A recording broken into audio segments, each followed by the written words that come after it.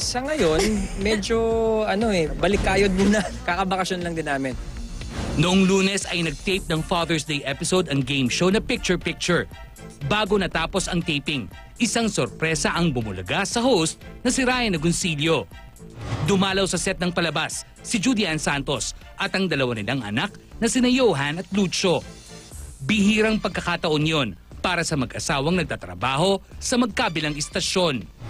Always naman akong welcome na magpakita at magparamdam sa GMA. Don't have bridges burned with GMA. So, Exempted kami sa network war. Sa amin yung war namin biro-biroan lang, 'di ba? So yung magkatapat man yung show o hindi, sigurado naman siya yung commander ko Ganun pa rin pagdating sa bahay, tiklo pa rin naman sa akin pala naman napupunta yung sweldo niya dito sa picture-picture. So, ayos naman din yun, di ba?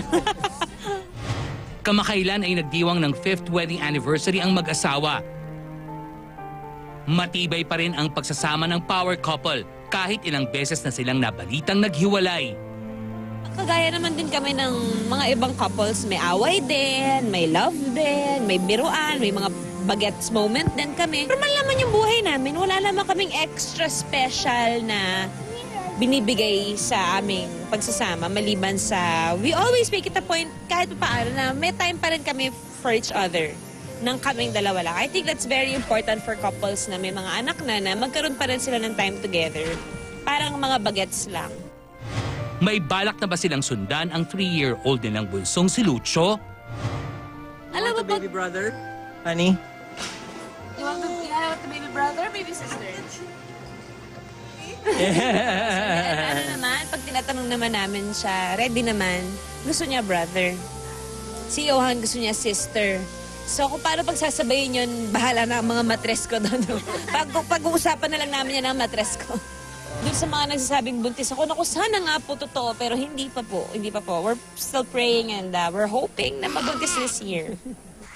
Samantala, maliban sa game show ay may ginagawa ring sitcom sa GMA si Ryan, ang Small Family, kung saan katambal niya si Carla Abellana.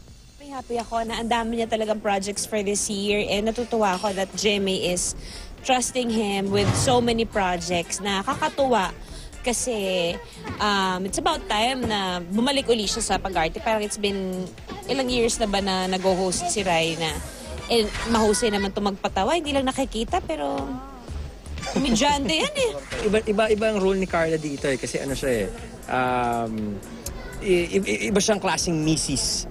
She is basta hindi ko mai-reveal may surprise natin yan but they will for sure enjoy yung Small Family. Posible kayang mag-guest din si Juday sa naturang sitcom? Malalaman natin yan.